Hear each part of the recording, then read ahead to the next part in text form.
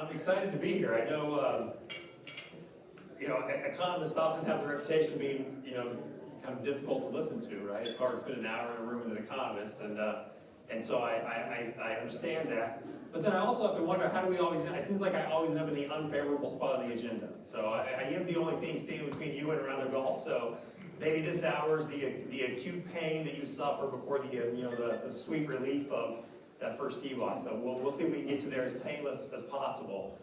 The other criticism that I always get as an economist is that economists really don't offer a whole lot by the way of actionable information. We're really, the old joke is about the two-handed economist. Well, on the one hand, this might be the right answer, but in this situation, this might be the right policy, this could be this.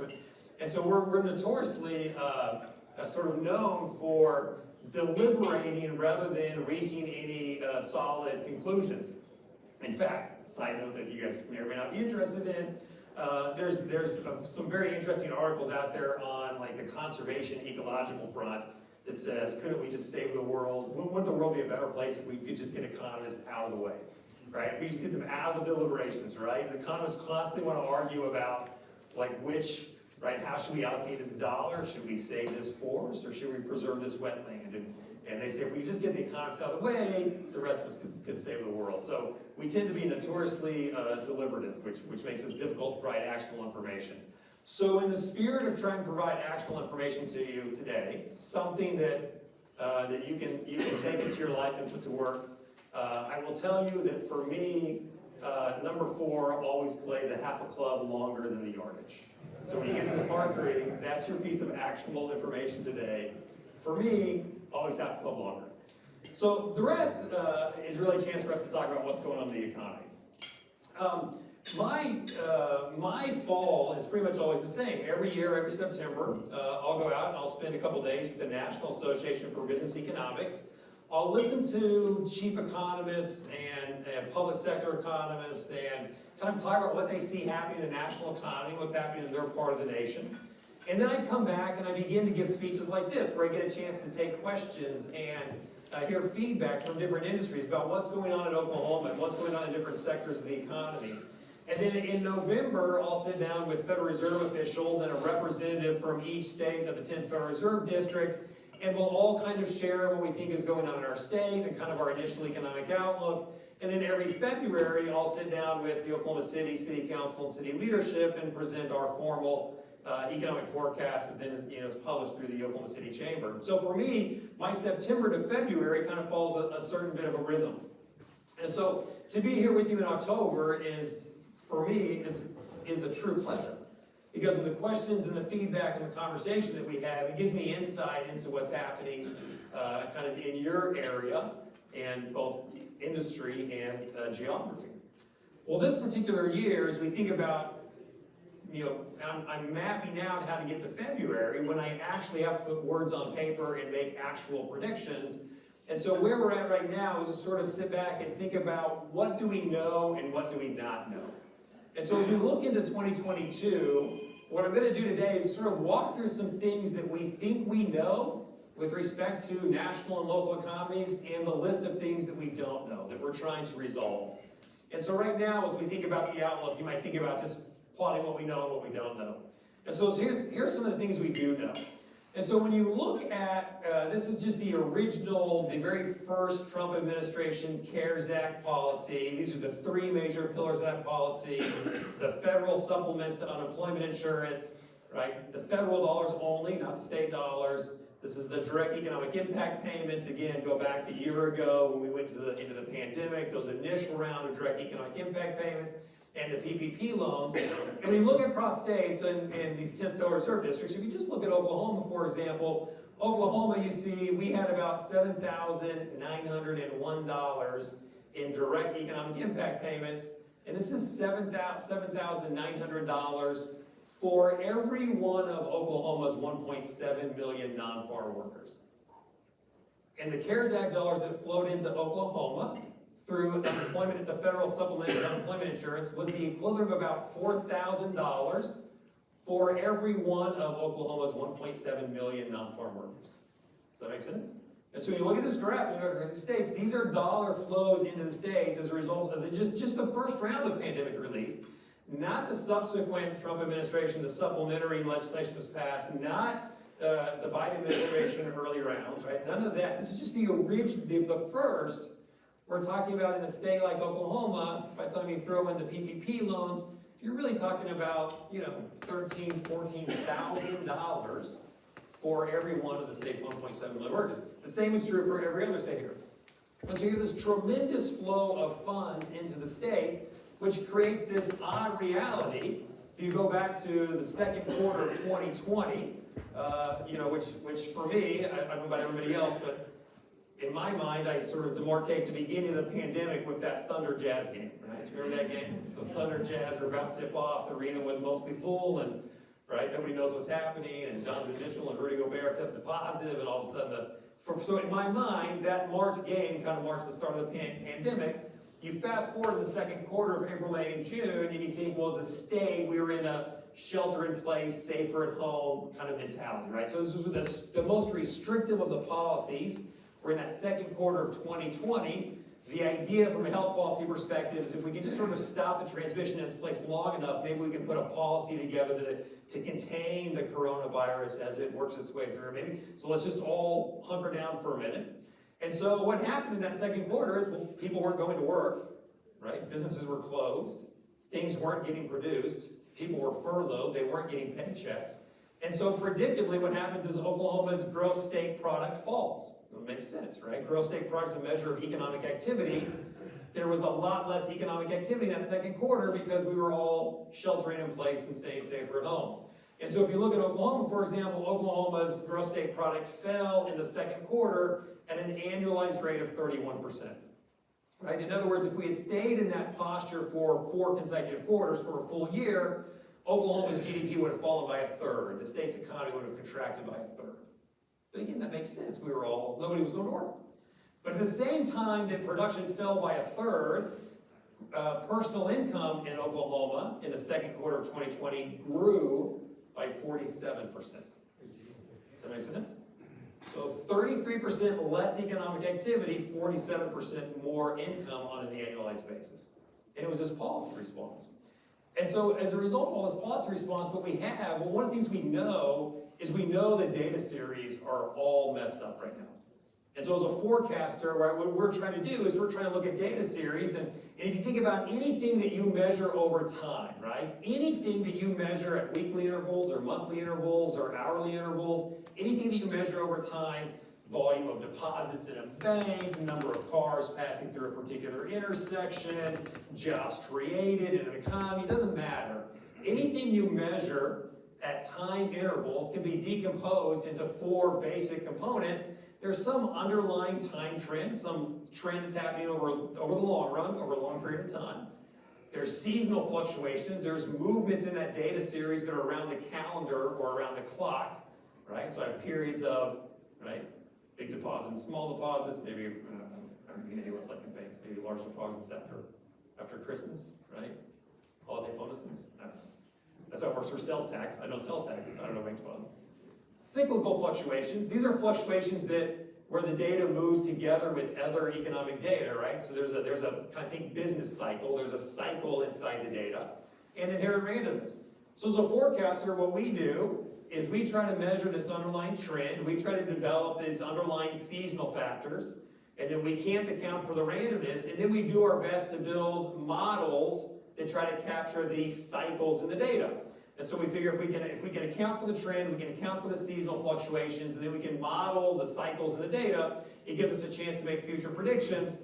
But making future predictions right now, the policy response is really blowing up this data. And I'll just show you a couple of graphs. Here's Oklahoma personal income and gross state product, and you can see going back to 2008, you can see these 2 data series, right? You can see the cycles that these 2 data series experience together, which makes sense.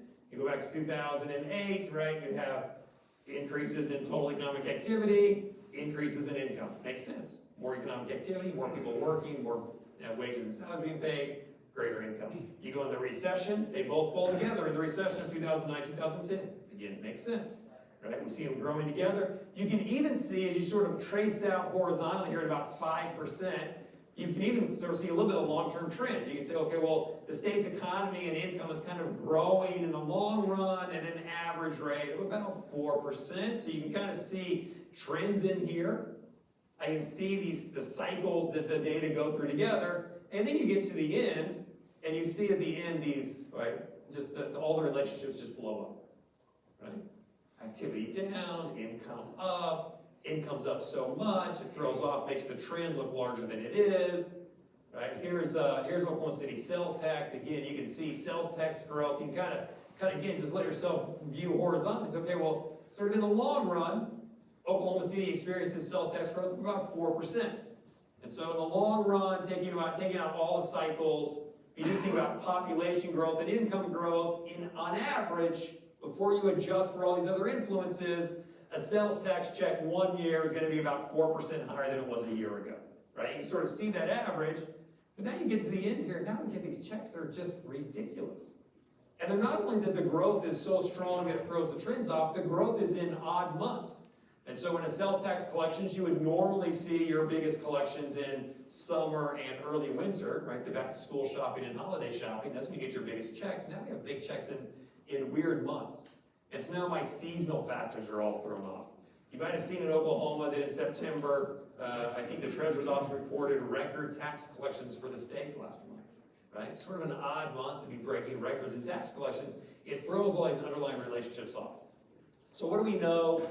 We know that it's going to be a terrifically difficult year to forecast because these underlying relationships are all kind of messed up right now as a result of policy. In the long run, the relationships will, at some point, they'll have to reestablish. There will be a relationship again between economic activity and income, and when it does, we'll be able to account for this period in the models, but right now, in the middle of it, it's terrifically confusing. It's things we know. So if you think about economic outlook, so the consensus is the Delta variant slows rather than stalls the recovery, and so Delta variant's probably not what we know about right now as we think about how we're all adjusting in our own lives, in our own worlds. Slows the expansion, probably doesn't stall it. GDP's to pre-pandemic level, employment's not, and won't get there for a long time.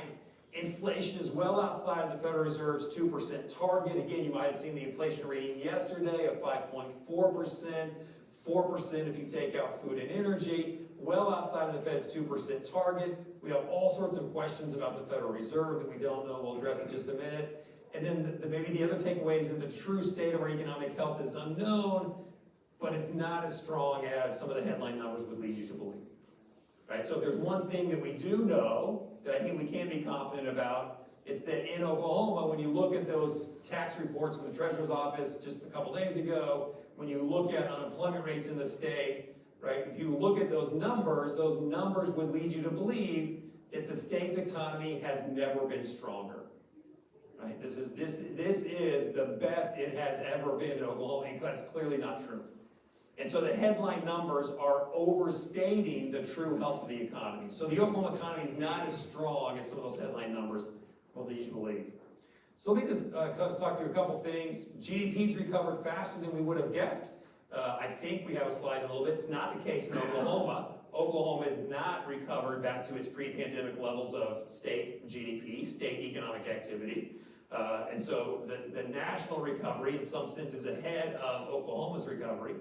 But on the other hand, non-farm employment is not back to pre-pandemic levels. And so you can see that we still have a ways to go to get back to pre-pandemic levels of employment. In fact, every month, the Bureau of Labor Statistics will call employers around the United States.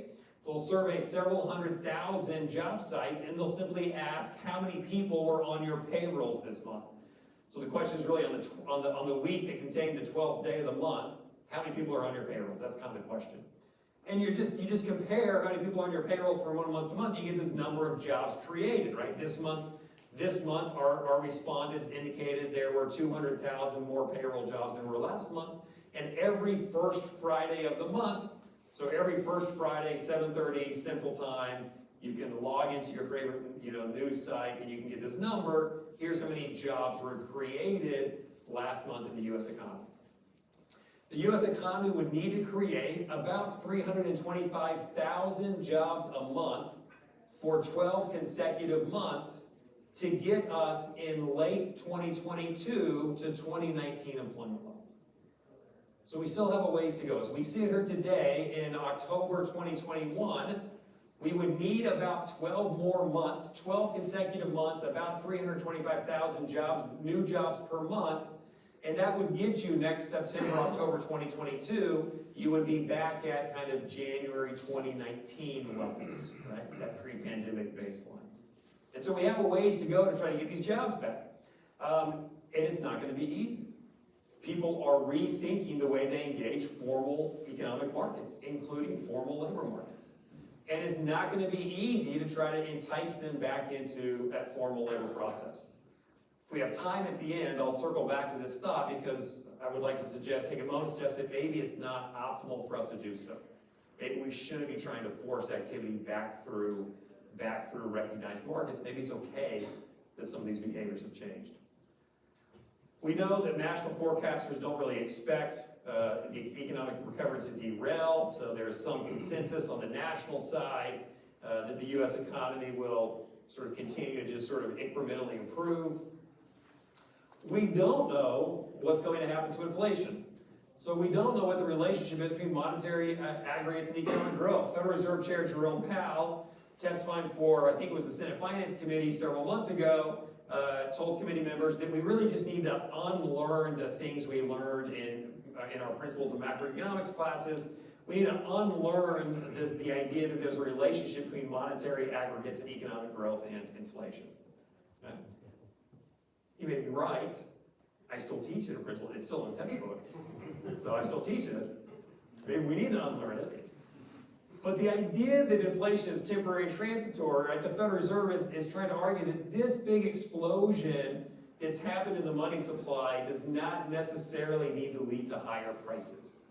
Now again, textbook-wise, you would think about, here's how much stuff we produce, divided by, here's how many units of money there are, and what you get is sort of an inverse of the price, right? So if I increase that denominator, I have more units of money. But if I don't increase the numerator, I have more units of money trying to buy the same number of goods and services, and it can only result in higher prices, right? That's sort of your textbook principles of macro, monetary equation explanation. But the Federal Reserve is saying, okay, we can get this increase in the money supply, and we don't necessarily need to see this increase in prices. The Federal Reserve is going to argue that inflation is temporary and transitory. They're going to say what really happened is, go back to that spring 2020, we were sheltering in place, we were staying safer at home, factories were shut down, we opened up the economy in late 2020, right, early 2021, activity really starts again, and you and I take all of this money that has been put into our accounts through direct economic impact payments and PPP loans and unemployment insurance benefits, federal supplements, these policy dollars that just show up, right, deposited into our accounts. We have this money, we're trying to find a place to spend it, but there's nothing to buy because things have been shut down where we were sheltering in place and staying safer at home. And so now you get this ramp up in prices because we're all trying to buy the limited supply of goods that was available, and the Federal Reserve is going to argue, if you just give it a minute, the supply chain will pick back up, we'll get goods and services out the other end again, and now there will be things for people to buy, these price pressures will abate. The Federal Reserve is also going to argue that they are willing to hold policy accommodative until they see a full and inclusive labor market recovery. This is relatively new language. So this phrase, full and inclusive, we don't exactly know what it means. We know that the Federal Reserve is saying we're looking at more than the unemployment rate. So historically, the Federal Reserve is looking at really two numbers. It's inflation data and personal consumption expenditures, it's the unemployment rate. And now the Federal Reserve is saying it's more holistic. We want a full and inclusive recovery in the labor market. It's about more than the unemployment rate. But exactly what full and inclusive means, we don't exactly know. I told you every September is at the National Association for Business Economics meetings. Appropriate, maybe we talk about this at a golf course, but Charles Evans, who's the president of Chicago, suggested that perhaps as a body that the Federal Reserve consider changing its target. He said our explicit target for inflation has always been 2% per year, but if you look at us historically, we have a hard time actually getting to 2% per year. He said we have a hard time reaching that target. We set the target at 2%, but we have a hard time getting 2% to show up in the data. And so he suggested in this speech that perhaps what the Federal Reserve should do is to set a target of maybe 2.5%. And now when they miss their target low, they would come in at 2%, which is sort of the real target, but 2.5% is the stated target. Right? It's a little bit like the right. I keep pushing my drive to the left, to the right, so let me just aim a little left. Right? So my miss will be playable. It's kind of an interesting argument. So his argument is let's set a different target so that our miss is playable. Right? We'll get our miss to 2%. I don't know how that. But the Federal Reserve, my point is the Federal Reserve is really adopting some new language. The Federal Reserve before the Great Recession was about an $800 billion bank. They're about an $8 trillion bank right now. And so they're about an $8 trillion bank now, really just 10 or 12 years since 2008, right? And they're an $800 billion. So it's really kind of in some uncharted territory, and it's not clear to us that inflation is temporary and transitory. It is clear to us that the upward pressure on commodity prices is not going to be helpful, right? So that's going to be harder. So what we're seeing in oil and natural gas markets and commodity markets, that will put inflationary pressures. The other thing that is clear to us is that the Federal Reserve will have to act before they reach their full and inclusive recovery target. And so we anticipate that the Federal Reserve will begin to taper their bond purchases at the end of this year. We still think a November taper is on the table. And we still think a 2022 change in the federal funds rate is on the table. So we think the Federal Reserve is going to have to change their policy stance in 2022. What's interesting is that the Federal Reserve is trying to signal a 2022 change in their Federal Reserve, in their federal funds rate, that they're going to make some change in short-term interest rates in 2022. I just got back from the NABE meetings, unanimous. Every national economic forecaster, nobody had an interest rate increase in 2022. And so you think about the role that the Federal Reserve plays in trying to establish credibility and be transparent. They're trying to signal, hey, we are gonna tighten policy just a little bit in 2022. We're gonna begin the process of policy normalization in 2022, and the entire body of national forecasters basically said, yeah, we don't believe you. We don't think you're really gonna do it. And so it's again some interesting dynamics. So prices well outside that range. Well, again, what I was gonna say is we really don't know how will markets respond to the Federal Reserve will have to act before it reaches its goals. How will the market respond to that? I don't know. I tend to think that there's a chance that the market responds to that by saying, well, maybe this is a bigger problem than everybody's letting on. You said you were going to stay in this posture until we had a full and inclusive recovery, and now you're changing policy before we got the full and inclusive recovery. Does this mean things are a little more serious? All right, we don't know what's going to come out of current policy debates that are happening at the federal level. I tend to continue to assume that debt ceilings will be lifted as needed, and there will be all the normal processes played out. The political machinations, but I tend to think that debt ceilings will be raised, defaults will be avoided. And the only comment that I really make when I talk about this is the thing about this infrastructure package is that infrastructure packages are different than recessionary policy responses. And so when you think about this $3.5 trillion or $2.5 trillion, whatever it is, it's not going to be particularly inflationary. So it looks like it is a big number, but it's different from putting $2 trillion in direct economic impact payments directly into bank accounts. Most of this spend really hits in 24, 25, 26. It's not particularly inflationary. It's not particularly stimulative. How the infrastructure package gets financed determines how stimulative it is. And so if it's financed with debt, it's more stimulative. If it's financed through tax increases, it's less stimulative. So the infrastructure, conversation is really one that, I say it's really, we almost need to separate it from, it can be debated, good policy, bad policy on its own merits, but it's not particularly inflationary in and of itself, and candidly, it's not particularly fiscally dangerous in and of itself. And so if you think about borrowing another couple $1 trillion for an infrastructure package, in terms of U.S. fiscal stance, it's not nearly as disruptive as, say, committing to another $5 trillion of unfunded, liabilities and entitlements. So they're different types of spending. Quick question regarding the tapering. Could they start tapering and not do rate increases next year? How far apart do they need to be to, do you think, once they taper, that you No, I don't think you do. What the heck will it have? Yeah, so, I think if you start tapering, I think the question that I have when they begin to taper is the pace. Start going up. Correct, is the pace of the taper, and then how do bond markets react to that, right? So do rates go up slowly and incrementally, consistent with the Federal Reserve's trying to do with policy, or, in particular on the longer end of the yield curve, do bond markets say, wait a minute, we think the Fed's signaling that maybe there's a bigger inflation problem and they're not really telling us about, and right, that inflationary pressure erodes the value of those interest payments, and we gotta get out of some of these positions. I think you'll see a sell-off in bond markets, and so the question is really, when they begin to taper, do bond markets accept that this is just a normal course of policy? And we should see some slight upward pressure on interest rates, and then we'll see sometime perhaps in 2022 or 2023 change in the federal funds rate. So we'll see on kind of shorter end of the yield curve. But I think the question is, for me, the question is how do bond markets react to that process? And I'm still concerned that the Federal Reserve I don't want to be an alarmist, I don't want to overstate this, but I do have some concern that they're losing a little bit of credibility, right? They're creating new language, they're creating new phrases that aren't well defined, and I worry a little bit that at some point, they're really in a fight against bond markets is what it is. And as long as the bond markets believe that they're credible, I think they can control the interest rate regime they want, but as soon as bond markets don't think they're credible anymore, I think they lose control of that.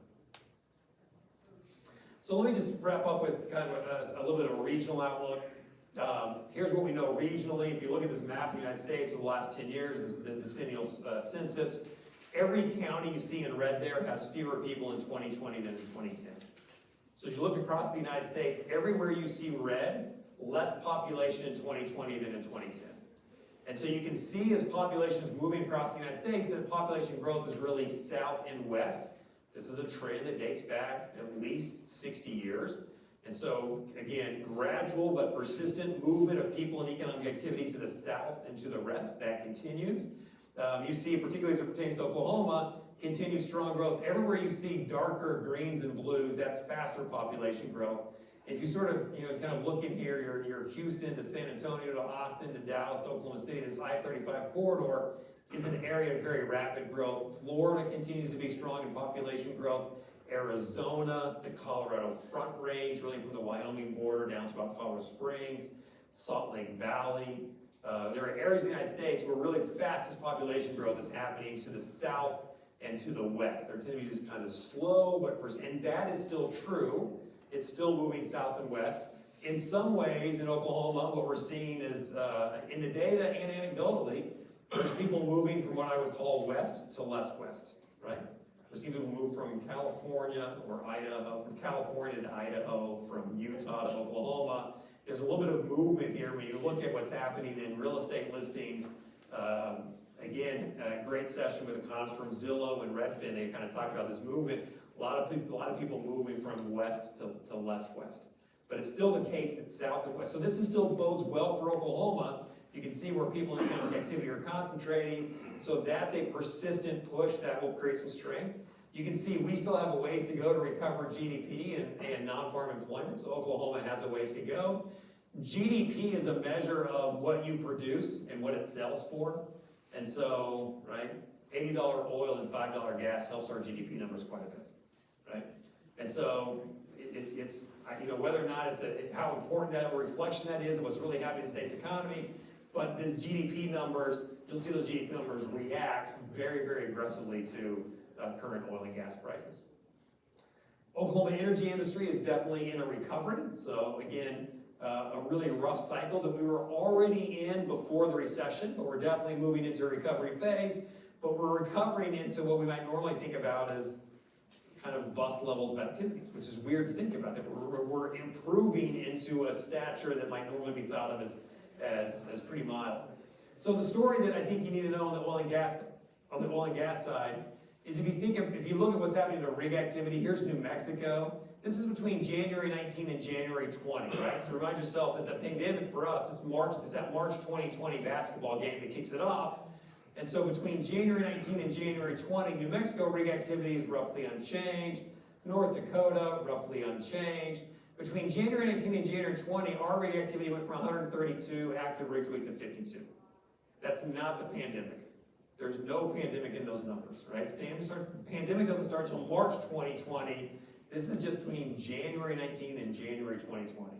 So there is something different that happened in Oklahoma's oil field that did not happen in New Mexico or North Dakota, right? That may be some of the tax policies that we passed in 2018 and 2019, right? As we try to find some additional funding for education. It may be that we oversold the geology a little bit, that we convinced investors that we could support a certain level of spacing that couldn't be supported. There are a number of reasons that we might see this, but my point is something different happened in Oklahoma. And then when the pandemic hits, right, everything shuts down, and so we fall again in the middle of the pandemic. By October a year ago, we were running 13 active rigs. Right now in the state, the same count as Baker Hughes rig count, it's about 40, maybe just above 40 rigs right now. Last time I checked, probably a week or two ago. And so we're kind of working our way back from 30 back to 40, but we still have a long way to go, and I don't think we get back to 100 plus rigs anytime soon. In fact, candidly, I think in order for Oklahoma's oil fields to get back that level of activity, it might require some policy support. I'm not sure that the appetite is there for the policy support, but I don't know that you can get there organically.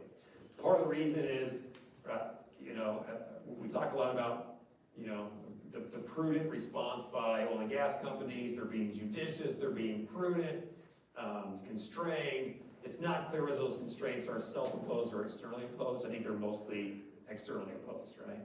In other words, I think they have to be responsive to their shareholders, and their drilling activity is limited to cash and debt, right? Not a lot of access to equity right now to support drilling operations. And so your drilling operations are supported by cash flow and debt, and I think those financial market constraints will sort of keep the recovery modest. So outlook summary, we're forming outlook for 2022. We're trying to reconcile what we know and what we don't know. What we think we know is almost certainly the current headlines overstate the true strength of the economy. As strong as those headlines are, that's probably not the true state of our economy. Absent any policy support, absent additional policy support eases through the middle of next year. We think we get less headline-making activity as we get into 2022.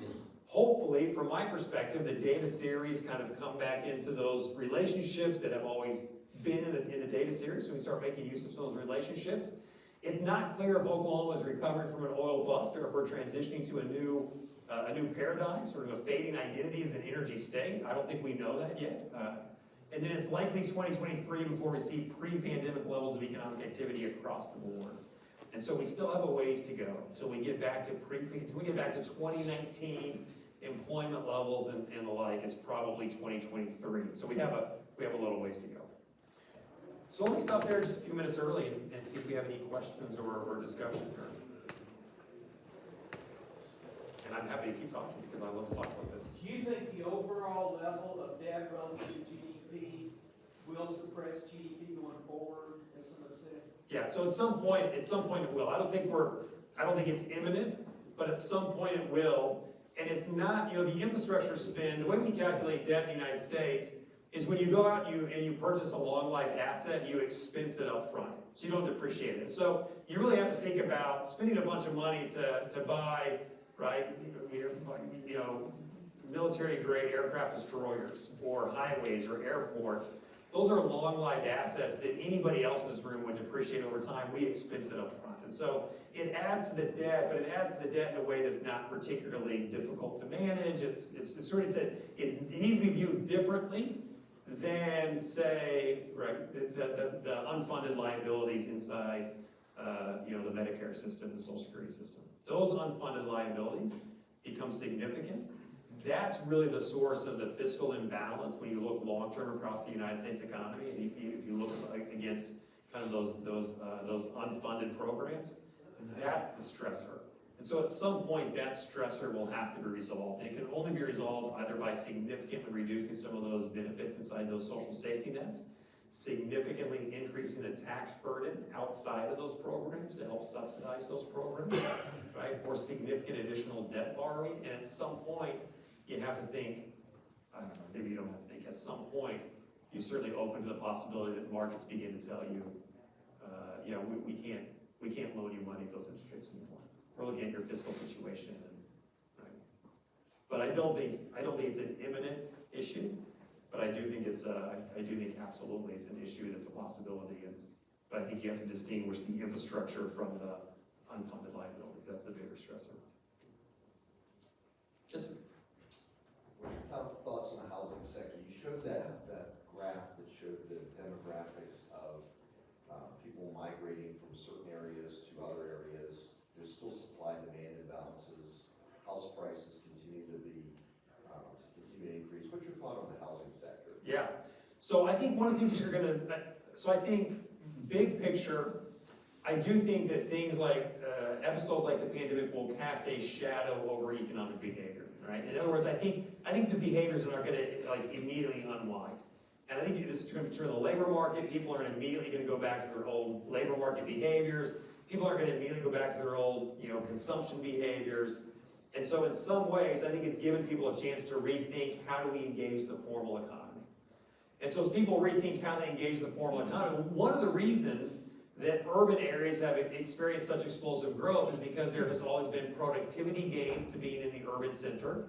Employers get to share supply chains, we get to share labor pools, employers get to share trade groups and professional organizations, my employers get to eat lunch with your employers, there's innovation and entrepreneurship that results, and so there's those productivity gains from co-locating economic activity, and on the consumption side, there's gains from letting us to jointly consume things, right? Because we locate together in dense areas, we can support a greater variety of restaurants and arts and culture and sporting activities, and it turns out that we generally like joint consumption activities. Well, in an era when being co-located becomes less desirable, right, because of the pandemic or as a result of the pandemic, we're beginning to change some of those behaviors. Employees in particular told their employers early on in the pandemic, we don't mind coming to the office. What we don't like is the crowded public transportation to get to the office. What we don't like is the crowded lobby to get in the elevator. What we don't like is the 10 people in the elevator with us to the 35th floor. But once I get to my floor and I get to my office, I don't mind being in the office. It's everything else. And employers are beginning to rethink, well, maybe we need different architecture inside our buildings. Maybe there's reason for us to locate to the exurbs or to the suburbs. And so then you get to the housing market for the individual. I think the same is true for the individual. The individual is saying, well, wait a minute, right? If there aren't joint consumption opportunities in these big urban areas, where's the benefit for me in the big urban areas?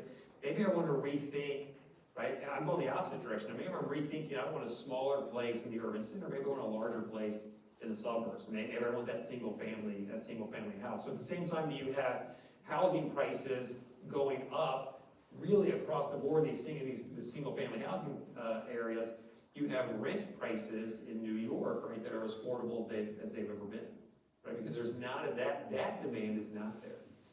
And so you come back to the housing market. By the time you put in, what happens is these dollars show up in people's bank accounts, right? And so in some ways, I've never looked less risky as a loan than I do because I've got these additional dollars in my bank account. So my household budget we talked about that income increase. Interest rates, right, incredibly low. It kind of creates this storm that creates this demand for single-family housing. And so you get single-family housing that has been incredibly strong. I don't see those house prices, I don't see the house price appreciation keeping up with what it did these last couple of years. I'm suggesting that. But I also don't think that there's an immediate correction, right? I don't have a lot of concerns that the home price appreciation will get back a bunch of those price gains. I do think that on the supply side, there are some issues with imported materials, Canadian lumber mills that seem to be resolving. You look at lumber prices and some commodity prices, so I think some of the supply chain disruptions are resolving. But I think it's still the case that you have, even go back to the Great Recession, you have deferred household formation. And so you kind of have a little bit of a bubble in household formation that's taking place now that's been deferred for years, and you have people moving in suburbs.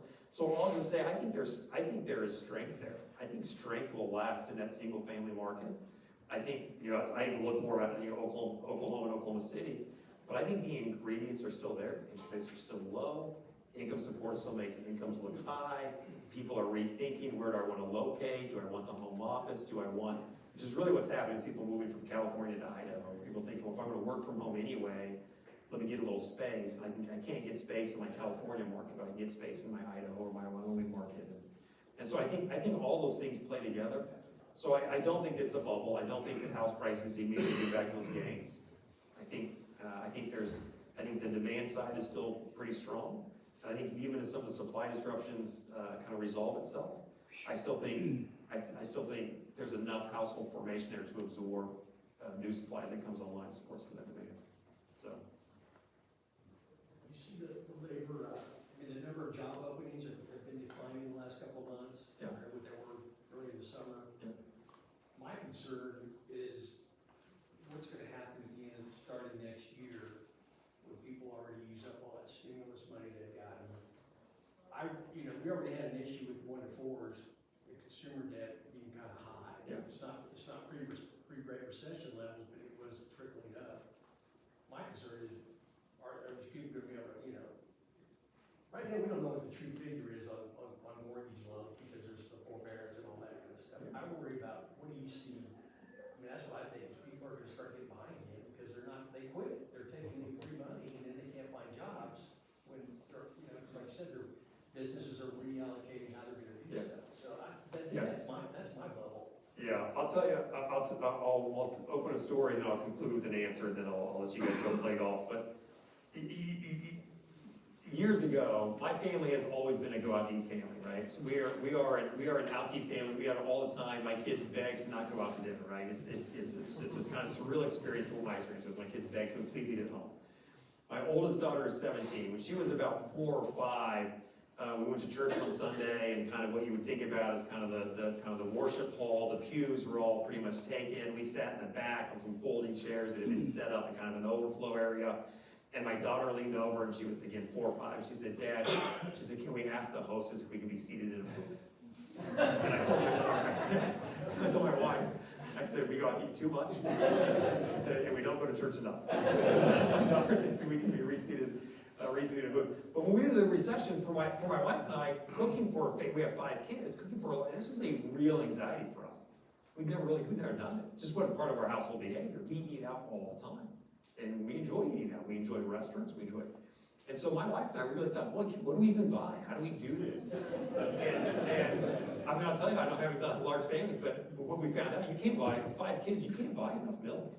I mean, you just can't. Anytime you walk through you just buy gallons of milk every time you're in the store because you just can't keep up. And anyway, so my point is, some of these behaviors will unwind slowly. Right? My wife and I are kind of unwinding those behaviors. We found out that we could do it. We kind of enjoyed it. We eat at home more often. But we're unwinding that behavior slowly. It will take a while to unwind. Other families have made more serious changes in their lifestyle, right? Going from a dual income household to a single income household. Going from a formal labor market job to an informal, a side hustle, a work from home, a job. That together with the policy support has allowed them the flexibility to examine different behaviors inside their household. And it will take time for those behaviors to unwind. Right now, those behaviors are unwinding very slowly. And so to get to your question about what happens, as I look at the data point that stands out to me is when you look at credit card balances across households. And so you see credit card balances are going up pretty dramatically. Households are using revolving credit. They're taking credit card balances from month to month. It's not quite pre-pandemic levels. Not quite Great Recession levels, but that credit card debt is there. And so I always wonder the same thing. I think to myself, is that the thing when the policy support goes away and I can't juggle, those credit card debts, those balances? Is that the thing that forces people back out in the labor market, forces them to go back out and re-engage the way they engaged before? Right now, the policy support combined with behavioral changes, lifestyle changes, it's just giving households some flexibility to try to figure out what do we want to produce at home versus what do we want to buy in the marketplace? What do we want to work from home versus what do we want to work the labor market? And so I do think those numbers unwind slowly, and I do think a lot of it has to do with household debt levels. Right? So I think once we begin to reconcile household debt levels against what your actual household income is, absent the policy support, I think maybe that's the thing that triggers some change in behavior. Well, I'm gonna let you go play golf. I'm actually gonna go play golf too, just not here, so you guys inspired me. Thank you.